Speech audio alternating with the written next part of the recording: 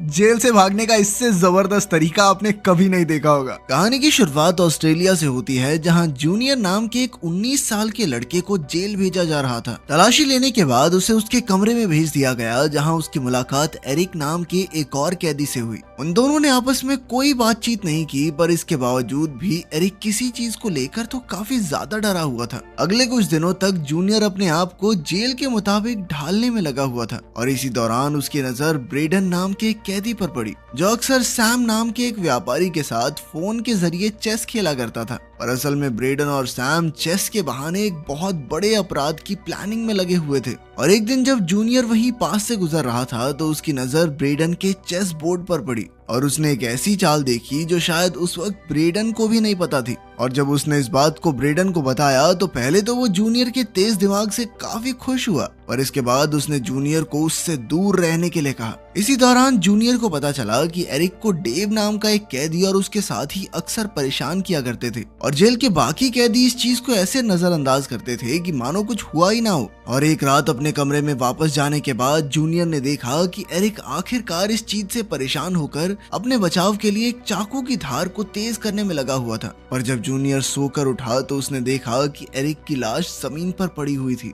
जिसका मतलब ये था कि उस चाकू को उसने डेव के लिए नहीं बल्कि खुद के लिए तैयार किया था। ये देखकर जूनियर ने आसपास के लोगों को मदद के लिए बुलाने की कोशिश की, पर वो चाहकर भी अपने साथी को नहीं बचा पाया। और अब एरिक के जाने के बाद डेव और उसके साथियों का अगला निशाना कोई और नहीं बल्कि जूनियर ही था। और एक शाम उसे अकेला पाते ही डेव और उसके साथियों ने उसे घेर लिया, लेकिन ऐन वक्त पर ब्रेडन और उसके साथियों ने जूनियर को बचाया, जिसके बाद ब्रेडन ने उसे बात करने के लिए अपने कमरे में बुलाया, जहां उसने सबसे पहले जूनियर को कहा कि उसे खुद के लिए लड़ना होगा, कोई और नहीं लड़ने वाला उसके लिए। पर साथ ही वो ये बात अच्छे से जानता था कि जूनियर अकेला डेव और उसके आदमियों से नहीं लड़ सकता, इसलिए उसने जूनियर के सामने एक प्रस्ताव रखा, जिसके मुताबिक वो और उसके आदमी जेल के अंदर जूनियर की रक्षा करेंगे। पर इसके बदले में जूनियर को जेल से निकलते ही ब्रेडन के कुछ काम करने थे। उसकी पूरी बात सुनने के बाद जूनियर ने सोचने के लिए कुछ दिनों का समय मांगा, और कुछ दिनों बाद एक बार फिर से डेव और उसके साथियों ने जूनियर को अकेला पाकर उस पर हमला कर दिया।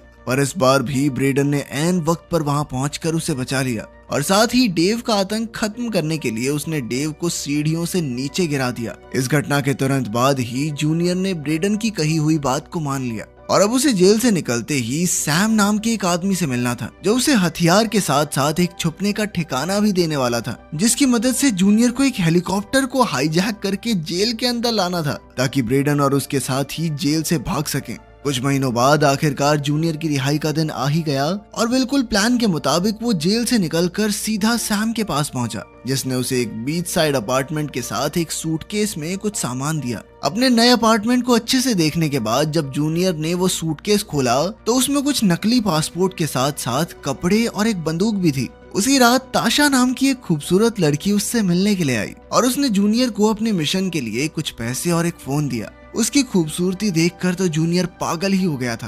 ताशा सैम के लिए काम करती थी, और अपना काम होते ही तुरंत वहां से चली गई। अगली सुबह जूनियर विल्सन नाम के एक रिटायर्ड फौजी के पास गया, और ठीक ब्रेडन के ऑर्डर्स के मुताबिक उसने विल्सन से कई सारे खतरनाक हथियार खरीदे, और उन्हें चलाने की थोड़ी सी ट्रेनिंग लेने के बाद वो एक टूरिंग कंपनी के ऑफिस गया। यहाँ से उसने एक हेलीकॉप्टर राइड बुक की, और बीच उड़ान में उसने अपनी बंदूक निकालकर पायलट के सर पर रख दी, और उससे हेलीकॉप्टर को जेल की तरफ ले जाने को कहा। और इसी दौरान जेल में ब्रेडन, मर्व और स्टारियो ने किसी तरह से एक गार्ड को कैदी बनाकर जेल का मेन दरवाजा खुलवा दिया था, और इसके कुछ ही देर बाद जूनियर भी उस हेलीकॉप्टर के साथ वहां पहुंच गया, जिसके बाद वो लोग उस गार्ड को वहीं पर छोड़कर जेल से निकल गए। वो एक खाली माइनफील्ड में पहुंच गए, जहां सैम ने पहले से ही उनके लिए एक गाड़ी का इंतजाम किया हुआ था, और प्लान के मुताबिक वो लोग हेलीकॉप्टर और पायलट को भी वहीं छोड़कर उस गाड़ी में बैठकर वहां से निकल गए। रास्ते में वो लोग खाना खाने के लिए एक जगह पर रुके, जहां मर्व सभी के लिए खाना लाने के लिए रेस्टोरेंट में गया, और इसी दौरान सारे रेडियो स्टेशंस पर जेल से भागे कैदियों के बारे में खबर चल रही थी, जिसमें उनके नाम से लेकर उनके अपराध तक सभी चीजों के बारे में बताया जा रहा था।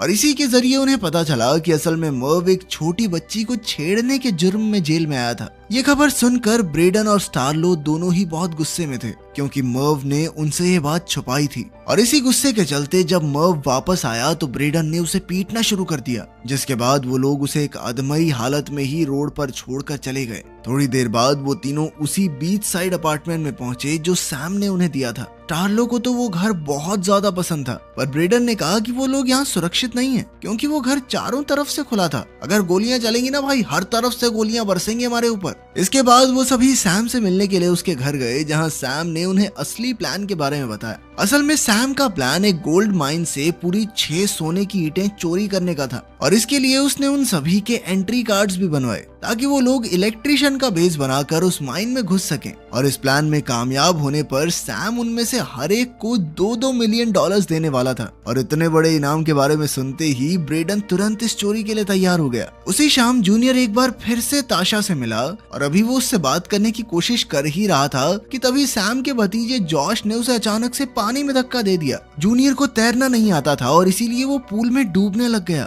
पर तभी ऐन वक्त पर ताशा ने पूल में कूदकर उसे बचाया। इधर पानी से बाहर निकलते ही जूनियर और जॉश आपस में बहस करने लग गए, पर तभी ब्रेडन ने उन्हें रोक दिया। थोड़ी देर बाद जूनियर काफी उदास होकर अकेला ही रोड पर घूम रहा था कि तभी ताशा ने उसे एक चाइनीज रेस्टोरेंट में खाना खाने के लिए पूछा, जिस दौरान जूनियर ने ताशा से अमीर होने के बावजूद भी सैम के साथ काम करने की वजह पूछी, जिस पर ताशा ने बताया कि जिस भी लड़की ने आज तक वहां से भागने की कोशिश की, सैम ने उन सभी को मरवा दिया था। अगली सुबह ब्रेडन बीती रात हुए हादसे से बहुत ज्यादा गुस्सा था और साथ ही उसे जूनियर पर इस बात का गुस्सा आ रहा था कि भाई लड़की के चक्कर में क्यों पड़ रहा है तू, सारा काम खराब हो जाएगा। उस दिन वो लोग माइन के पास ही मौजूद एक नए घर में शिफ्ट हो गए, जहाँ से ब्रेडन और जूनियर माइन की रेकी करने के लिए गए और उन्होंने अपना पूरा प्लान तैयार किया। कुछ दिनों बाद आखिरकार वो दिन आ ही गया और वो सभी लोग, जिनमें जॉश भी शामिल था, इलेक्ट्रिशियन का भेस बनाकर माइन में घुस गए। और माइन के ठीक बाहर ब्रेडन का एक दोस्त स्टीव गाड़ी लेकर खड़ा था,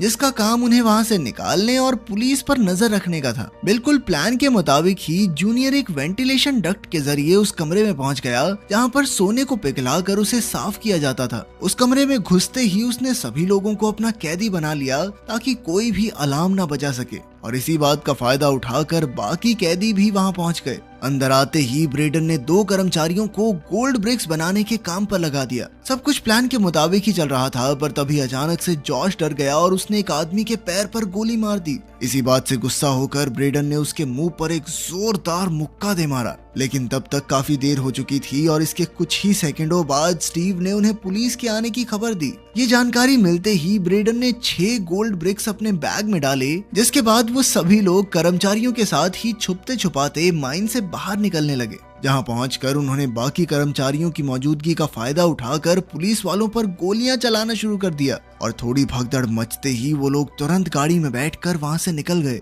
जिसके बाद कई पुलिस की गाड़ियों ने उनका पीछा करना शुरू कर दिया। थोड़ी दूर जाते ही एक गोली सीधा आकर स्टारियो को लगी, जिसने उसे काफी ज्यादा जख्मी कर दिया, पर फिर भी किसी तरह से स्टीव ने पुलिस वालों को चकमा दे ही दिया। लेकिन तब तक स्टार्लो को यह एहसास हो गया था कि वो अब जिंदा नहीं बचने वाला, और इसीलिए उसने उसका हिस्सा उसकी बेटी तक पहुंचाने को कहा। उन सभी को बहुत ज्यादा बुरा लग रहा था, पर अब उनके पास कोई दूसरा चारा नहीं था और वो तुरंत अपनी गाड़ी को एक ट्रक में छुपाकर वहां से निकल गए। सैम ने उन्हें सबूत मिटाने के लिए गाड़ी को तबाह करने को कहा, जिसके बाद उन्होंने स्टार्लो की लाश के साथ ही गाड़ी को आग लगाकर खाई में फेंक दिया। वापस घर आते वक्त जूनियर को ताशा का एक मैसेज आया, जिसमें उसने बताया कि सैम ने उन लोगों को धोखा दिया था, और ये मैसेज देखते ही जूनियर और ब्रेडन काफी ज्यादा परेशान हो गए, और इसीलिए वो लोग तुरंत एक कब्र पर गए जहां ब्रेडन ने पहले से कुछ पैसे छुपाए हुए थे। वो लोग जानते थे कि सैम उस गोल्ड की अदला बदली मेलबॉर्न में करने वाला था, और इसीलिए वो लोग भी मेलबॉर्न पहुंचने के लिए ट्रेन में चढ़ गए।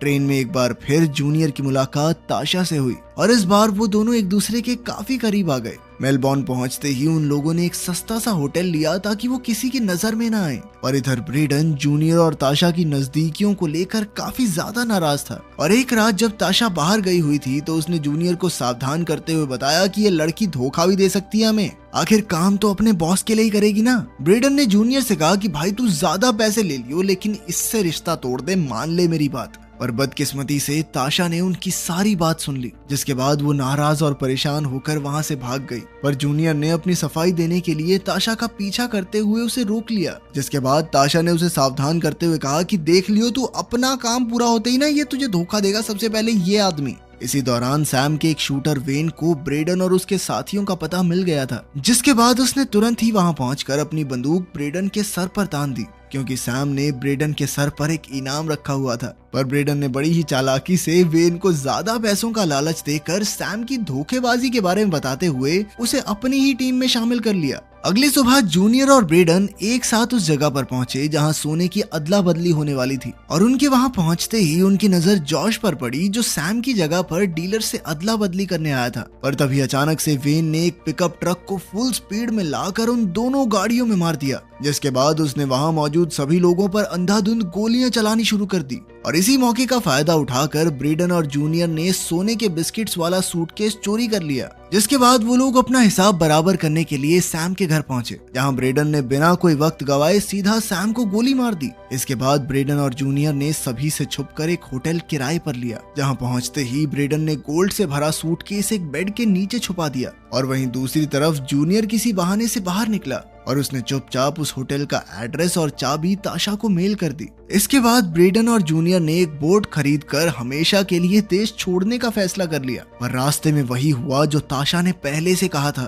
पैसे आते ही ब्रेडन ने जूनियर को धोखा दे दिया और अब वो जूनियर को सिर्फ थोड़ा सा ही हिस्सा देने वाला था। लेकिन अब तक जूनियर ने भी कई सारे खूंखार अपराधियों के साथ काफी समय बिता लिया था, और वो भी पहले से समझ चुका था कि भाई ये बंदा जरूर धोखा देगा, जिसके चलते उसने ताशा की मदद से असली सोने के पत्थर को बदल दिया था। ये खुलासा होते ही ब्रेडन गुस्से से पागल हो गया और उसने सीधा जूनियर पर हमला कर दिया, जिसके चलते वो दोनों ही पानी में गिर गए। पर इधर जूनियर को तो बिल्कुल भी तैरना नहीं आता था, लेकिन बिना सोने का पता पूछे ब्रेडन उसे मरने भी नहीं दे सकता था, तो वो उसे पकड़कर वापस बोट पर ले आया। और जूनियर के होश में आने के बाद ब्रेडन कहने लगा कि भाई मान गया तुझे, तूने बढ़िया चालाकी दिखाई। जूनियर ने वादा किया कि भाई मैं तेरे जैसा नहीं हूँ, मैं तेरे हक का पैसा तुझे जरूर पहुंचाऊंगा। जिसके बाद वो अकेला एक छोटी सी बोट में बैठकर वहां से निकल गया। अगर आपको इनकी तरह $2 मिलियन यानी 16 करोड़ रुपए दे दिए जाएं तो आप क्या करेंगे, कमेंट्स में जरूर बताना।